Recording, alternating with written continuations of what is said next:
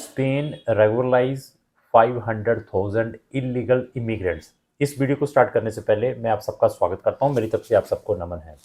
तो ऐसा है कि यूरोप की हिस्ट्री में, यूरोप की जब भी ये शेंगन बना है उसकी हिस्ट्री में इतने लोगों को स्पेन, जो इलीगल स्पेन के अंदर लोग रह रहे हैं, उनको रेगुलराइज करने के लिए जा रहा है, जिसकी जो संख्या है 5 लाख, जो इलीगल लोग स्पेन के अंदर रह रहे हैं। अगर आप यूरोप की हिस्ट्री उठाकर देखते हैं तो ये कंट्रीज टॉप में रही है, पोर्चुगल और स्पेन, जो इलीगल लोगों को रेगुलाइज करता रहा है। और इवन इसके अलावा और भी अगर आप कंट्रीज को देखते हैं तो आपको इटली भी मिल सकती है, ग्रीस भी मिल सकती है, पोलैंड भी मिल सकती है।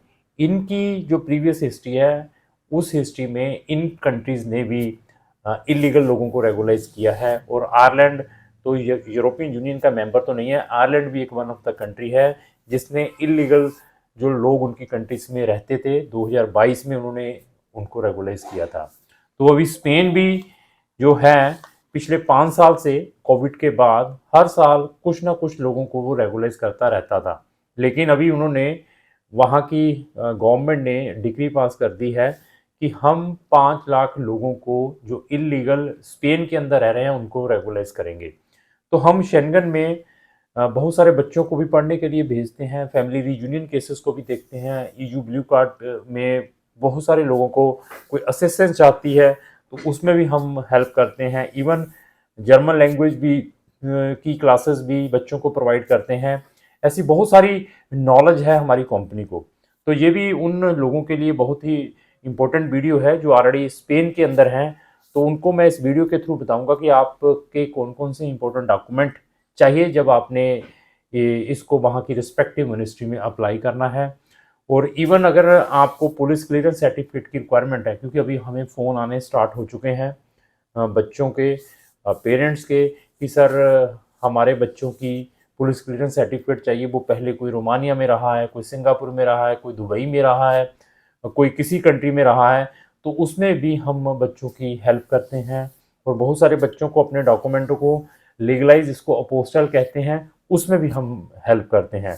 तो अगर आपको इसकी कोई सर्विस चाहिए तो वो हम सर्विस आपको ऑनलाइन प्रोवाइड कर सकते हैं। तो बाकी कौन कौन से डॉक्यूमेंटों की रिक्वायरमेंट है उसके बारे में डिस्कस करेंगे। सबसे पहले आपकी आईडी। अभी आईडी में क्या है, आपका पासपोर्ट। अभी क्या बहुत सारे लोगों के पास पासपोर्ट नहीं है कि सर हमारे पास पासपोर्ट नहीं है, ओल्ड पासपोर्ट है वो भी चल जाएगा। अगर आपके पास ओल्ड पासपोर्ट भी नहीं है तो आपकी नेशनल आईडी मीन्स, अगर आपके पास आधार कार्ड है वो भी एक्सेप्टेबल है एज ए आपकी आईडी। सबसे जो मेन डॉक्यूमेंट है ये चाहिए। उसके बाद उन्होंने क्या कहा है, स्पेन गवर्नमेंट ने किन लोगों को वो रेगुलाइज करेंगे उसको भी मैं थोड़ा सा बताऊंगा। उन्होंने कहा है जो 31 दिसंबर 2025 से पहले, 31 दिसंबर 2025 से पहले 5 महीने से ज़्यादा स्पेन के अंदर रह रहे हैं, 5 महीने से ज़्यादा स्पेन के अंदर रह रहे हैं, वो इस इनिशिएटिव को इनकैश कर सकते हैं, वो इसको अप्लाई कर सकते हैं। तो अभी कंटिन्यू स्टे के लिए आपके कौन कौन से एविडेंस वो देखेंगे उसके लिए भी मैं डिस्कस करूंगा। और उन्होंने अपने जो पोर्टल कब ओपन करने हैं, ये उन्होंने अप्रैल से जून के दौरान ओपन करने हैं, तब जो इलीगल लोग हैं वहाँ पर स्टे कर रहे हैं, स्पेन के अंदर ऑलरेडी हैं, तो इसमें अप्लाई कर सकते हैं। अभी कौन से एविडेंस चाहिए कंटिन्यू स्टे के लिए, तो सबसे पहले आपका रजिस्ट्रेशन।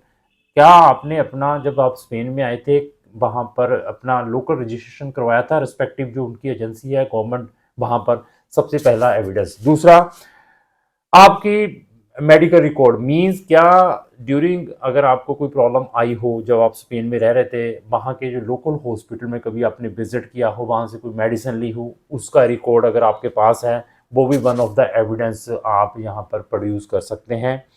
और थर्ड एविडेंस क्या है, आपका वहाँ पर ये लेकर चलिए कि जिसको हम अकोमोडेशन प्रूफ कहते हैं।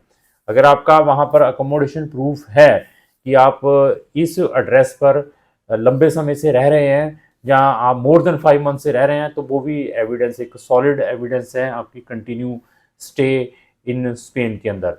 इसके अलावा आपकी टिकट्स, टिकट्स कौन सी हो सकती है, आपकी बस टिकट हो सकती है, आपकी ट्रेन टिकट हो सकती है, आपकी एयर टिकट्स हो सकती है कि आप विद इन स्पेन के अंदर ट्रैवल कर रहे हैं, ऐसे एविडेंस भी यहाँ पर एक्सेप्टेबल है। तो इसके अलावा अगर आप स्पेन से अपनी कंट्री में कुछ पैसे ट्रांसफ़र कर रहे हैं, आइदर मनीग्राम के, आइदर बैंक के थ्रू, तो वो भी एविडेंस एक सॉलिड एविडेंस है जो आप वहाँ पर प्रोवाइड कर सकते हैं।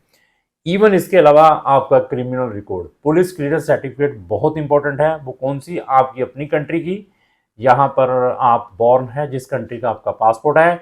इवन उन कंट्रीज की भी आपको पीसीसी की रिक्वायरमेंट रहेगी जिस कंट्री में आप 6 मंथ से ज़्यादा स्टे करके आए हैं।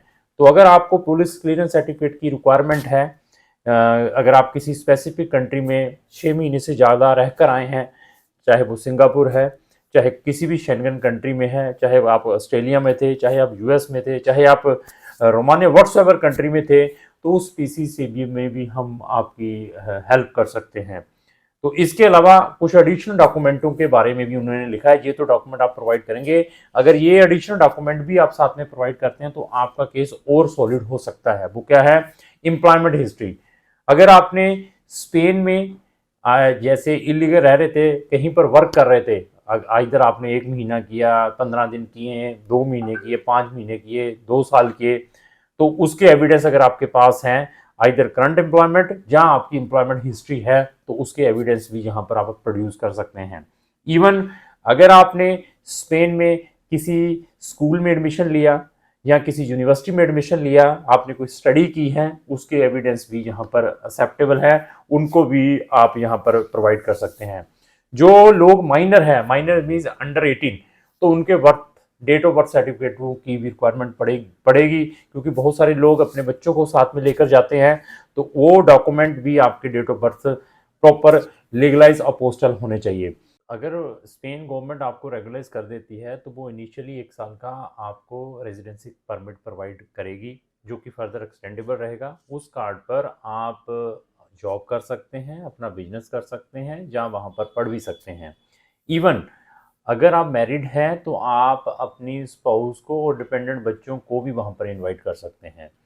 तो अगर वहाँ कार्ड आपको मिल जाता है, फर्दर आपको हमारी कोई गाइडेंस चाहिए कहीं रीलोकेट होने के लिए यूरोप में ही, जहाँ आपने अपने बच्चों को वहाँ पर बुलवाना है फैमिली रीयूनियन में, जहाँ अपने बच्चों को वहाँ पर डिफरेंट शेंगन कंट्री में स्टडी करवानी है, तो उसमें भी हम आपकी हेल्प कर सकते हैं। तो हमारी कंपनी को अप्रोक्स 100 कंट्रीज़ का एक्सपीरियंस है, शेंगन की 29 कंट्रीज़ ऑन अवर फिंगर्स, जहाँ पर हम बच्चों को हायर स्टडीज़ के लिए भेजते हैं। और कुछ कंट्रीज़ में फ्री भी मिल सकती है, कुछ कंट्री में इकोनॉमिकल है, और कुछ कंट्रीज़ में फीसें भी 8-10 हज़ार से यूरो से स्टार्ट होती हैं।